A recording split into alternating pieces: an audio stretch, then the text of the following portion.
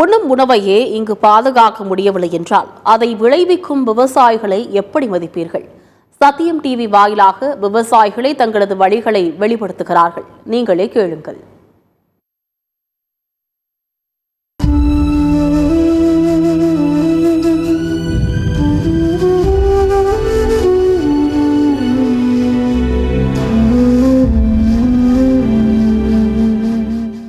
உழுவதும் உழைப்பதும் பிறவி பெருங்கடன் எண்ணி நமக்கெல்லாம் உணவளிக்கும் விவசாயிகளை ஒட்டுமொத்த சமூகமே நடுத்தெருவில் நிறுத்திவிட்டது என்றே சொல்லலாம்.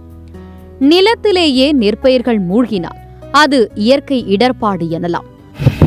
ரொம்ப சாப்பாட்டு கூட வழி இல்லாம தான் கஷ்டப்பட்டு கடனை வாங்கி இந்த விவசாயம் பண்ணணும் சார்.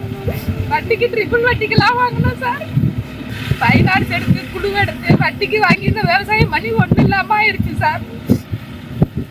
ஆனால் பாடுபட்டு உழைத்து அறுவடை செய்து கொள்முதல் நிலையத்துக்கு சென்ற நெல்மணிகள் மழையில் நனைவது ஒட்டுமொத்த நிர்வாக தோல்வியே தவிர வேறொன்றும் அல்ல.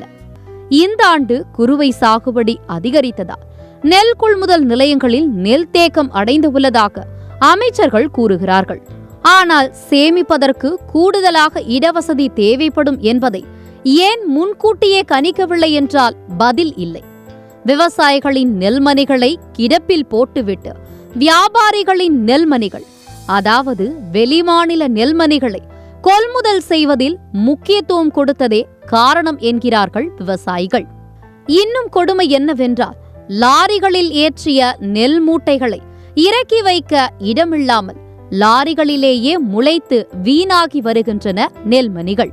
நெல் வச்சிருக்கிறோம், விவசாயிகளை போடுறது இல்ல, வியாபாரிகளை கூட்டுறீங்க.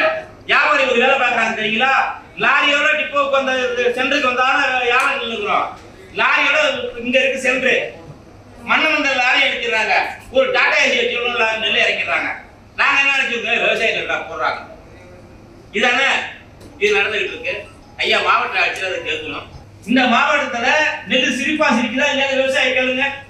என்ன காரணம்? ஏன் அந்த டிபிசி கண்ட்ரோல் யார்கிட்ட இருக்கு? நீங்க சொல்லி பியூ வேலை செய்ய மாட்டாங்களா? நீங்க தானே சார் டிஸ்ட்ரிக்ட் அதிகாரி. என்ன காரணம்? ஏன் விவசாய கேவலமா நினைக்கிறீங்க? கொள்முதல் செய்யப்பட்ட நெல் மூட்டைகளை அரவைக்கு அனுப்பி வைத்து விட்டதாகவும், அதனை அரைத்து அதில் சேர்க்க வேண்டிய செறிவூட்டப்பட்ட அரிசிக்கு மத்திய அரசு ஒப்புதல் அளிக்காததால் அரவை பணி முடங்கியதாக அமைச்சர்கள் பேசுகிறார்கள். ஆனால் மத்திய அரசு ஏற்கனவே அனுமதி அளித்து விட்டதாக எதிர்க்கட்சி தலைவர் எடப்பாடி பழனிசாமி பேசுகிறார். இங்கு யார் பேசுவது உண்மை என்று கண்டுபிடிக்க விவசாயிகளுக்கு நேரமில்லை. தற்போது 17% ஈரப்பதத்தில் நெல் கொள்முதல் செய்யப்படுகிறது. ஆனால் மழை காலத்தில் 24% ஈரப்பதத்தில் இருக்கும் நெல்மணிகளை எப்படி காய வைத்து ஈரப்பத அளவை 17% குறைக்க முடியும்? நெல்லின் ஈரப்பதத்தை உயர்த்துவது தொடர்பாக ஆய்வு மேற்கொண்ட மத்திய குழுவினர் ஷூ கால்களுடன் நெல் குவியல் மீது ஏறி ஆய்வு செய்தது விவசாயிகளிடையே அதிர்ச்சியை ஏற்படுத்தியுள்ளது. உண்ணும் உணவை மதிக்க தெரியாத இவர்கள் எப்படி விவசாயிகளின் வலிகளை உணர்ந்து கொள்வார்கள் என்பதே விவசாயிகளின் கேள்வி. ஈரப்பதத்தை காரணம் காட்டி உழவர்களின் உழைப்பை துச்சமென நினைக்கும் ஈவு இரக்கமற்ற சுயநலவாதிகளாக ஆட்சியாளர்கள் மாறிவிட்டார்களோ என்று விவசாயிகள் யோசிக்க தொடங்கிவிட்டனர். ஒவ்வொரு டிபிசிலையும் அரசாங்கம் அதுக்கு ஒரு ஜியோ போட்டு 22% எடுக்கணும் அப்படின்னு ஒரு உத்தரவு கொடுக்க சொல்லுங்க, உத்தரவு போடணும். இந்த நட அவங்க பார்த்துட்டு போயிருக்காங்க. இதுதான் அறிவிக்கணும். அப்படி அறிவிக்கலைன்னா அடுத்த தடவை இதே மத்திய ஏதோ ஒரு பாதிப்பில் அந்த டெல்டாக்குள்ளே வந்தாங்கன்னா மத்திய குழுவை நாங்கள் தடுத்து நிறுத்திடுவோம். எங்களெல்லாம் என்ன விவசாயினா என்ன அவளை இழிச்சவன் நினச்சிட்டு இருக்கீங்களா? இன்னும் ஏதோ ஒன்று ஒரு சட்டப்படியே ஒரு நடவடிக்கை எடுங்க. 22% விவசாயிலாம் இந்த ரோட்டில் நிற்கிறான். இந்த இன்னும் காய வச்சுக்கிட்டு இருக்கான். இன்னும் மழை பெய்யுது, ஒரு வாரமாக மழை பெஞ்சிட்டு இருக்கு, ஒன்றும் ஆக மாட்டேங்குது. அரசாங்கத்துக்கு நாங்கள் நல்லா கொடுக்கணும். அதான் நாங்கள் திருப்பி நாங்களும் அதான் பயன்படுத்த போகிறோம். ஏன்னா இந்த பாருங்க 10 நாளாக கிடக்கு, எல்லாம் புளிச்சு போய் அப்படியே ஒரு வாடை வருது. இந்த அரிசி கொண்டு என்ன பண்ணுவாங்க? பல லட்சம் டன்னு இப்போ கொள்முதல் ஆனதுலேயே மழையில் நனைஞ்சு போய் அதை வைக்கிறதுக்கு நல்ல இடம் இல்லை. பாருங்கள், அரசாங்கம் என்னென்னமோ செலவெல்லாம் பண்ணுது, இதுக்கெல்லாம் செலவு பண்ணுது. ஆனால் அந்த நெல்லை எங்கள்கிட்ட பிடிச்சி வைக்கிற நெல்லை கேவலமாக பாருங்கள், பின்னாடி பாருங்கள் எப்படி இருக்குன்னு. மழை பெஞ்சுன்னா அப்படி நனைஞ்சு போயிடும், முளைச்சி போயிடும். இதுதான் நடக்குது. வைத்தறிச்சா எங்களுக்கு 22%. ஆனால் அவங்க நிரந்தரமாக்கணும். குருவைக்கு 22% நிரந்தரமாக்கணும். ஒவ்வொரு நெல் கொள்முதல் நிலையங்களிலும் நெல் உலர்த்தி இயந்திரம் வைக்கும் வரை 22% ஈரப்பதத்தில் நெல்மணிகளை கொள்முதல் செய்ய வேண்டும் என்று விவசாயிகள் வலியுறுத்துகிறார்கள். நெல் கொள்முதல் பணி முடங்கி நெல்மணிகள் முளைத்து விவசாயிகள் துயரத்தில் பரிதவிக்க யார் ஆட்சியில் அதிகமாக மழையில் நனைந்து முளைத்தது என்று ஆட்சியாளர்கள் அரட்டையடித்துக் கொண்டிருக்கிறார்கள். எங்களுடைய கிராமத்திலே நெல் மணிகள் ரோட்டில் அது மூட்டை மூட்டையாக அடுக்கி வைக்கப்பட்டு முளைத்த காட்சியும் உண்டு. இப்போ லேசாக முளைப்புக்கு இவ்வளோ சத்தம் போடுகின்றார்கள். லேசாக முளைத்ததுக்கு இவ்வளோ முளைத்ததுக்கு அவர்களுடைய காலத்தில் அவர்களுடைய ஆட்சி காலத்தில் நாற்று அந்த அளவுக்கு இவ்வளோ உயரத்துக்கு நாற்று நடுவு நடந்த அளவுக்கு நாற்று முளைத்த காட்சிகளும் நீங்கள் பார்த்துருப்பீர்கள்.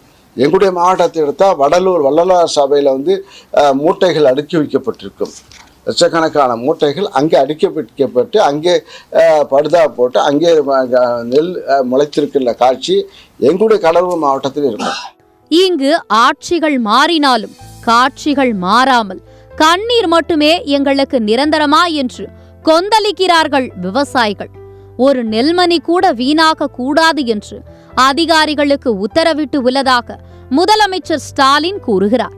ஆனால் நெல்மணிகளை சேமித்து வைக்க போதிய குடோன் வசதி இல்லை என்பதே கள நிலவரம். திறந்த வெளியில் நெல் மூட்டைகளை அடக்கி வைத்து தார்பாய் மூலம் மூடி வைத்து இதுதான் சேமிப்பு கிடங்கு என்று அழைத்துக் கொள்கிறார்கள். இது ஒரு வலிதோய்ந்த ஒரு கொடுமை. இது எப்படி பாத்தீங்கன்னா இந்த ஆண்டு மட்டும்தான் மழை பெய்யுது இந்த இப்படி முளைக்குதுன்னு இல்லை. நீண்ட காலமா நம்மளுடைய வேளாண் குடிமக்கள் விளைய வைக்கிற நெல்லை உரிய விலையை கொடுத்து கொள்முதல் செய்யறது இல்லை. உங்களுக்கு புரிதல் நினைக்கிறேன். அதுக்கே இவர்கள் எவ்வளவு தண்ட செலவு செய்யறாங்க. ஒரு அந்த மாதிரி ஒரு தகர சீட்டை போட்டு ஒரு சேமிப்புற கிடங்கு கட்ட முடியாதா? ஒவ்வொரு மாவட்ட தலைநகர்லையும் சொல்லுங்க, கட்ட முடியுமா? முடியாது. எதுக்கு தெருவில் போடுற நீ? அப்ப உழவர்குடியின் உழைப்பை நீ எவ்வளவு உதாசீனப்படுத்துற, எவ்வளவு அவமதிக்கிற? ஆனா நீ சமாதி எத்தனை கோடியில் கட்டியிருக்க, தெருவுக்கு தெரு செல எத்தனை லட்சம் ரூபாய்க்கு கோடி ரூபாய்க்கு செலவழிச்சு பண்றீங்க. இப்படி ஆடம்பரமா ஊதாரித்தனமா இப்படி மக்கள் காசை வீணடிக்கிறதுக்கு உழைக்கிற மக்கள் உயிர் தேவையா இருக்கிற உணவு அந்த பண்டத்தை சேமிக்க ஒரு கிடங்கு கட்ட முடியாதா? குடிச்சு சாகிற விஷம் சாராயத்தை பாதுகாக்க நீ சாராய கிடங்கு எப்படி கட்டி வச்சிருக்க? டாஸ்மார்க் சரக்க பாதுகாக்க குளிரூட்டப்பட்டார ஏன்னா ஏசியில இல்லைன்னா பிராண்டி கோச்சுக்கணும்ல. வீரன் ஒருத்தன் உள்ள இருக்கான், அவன் கோச்சுப்பான்ல.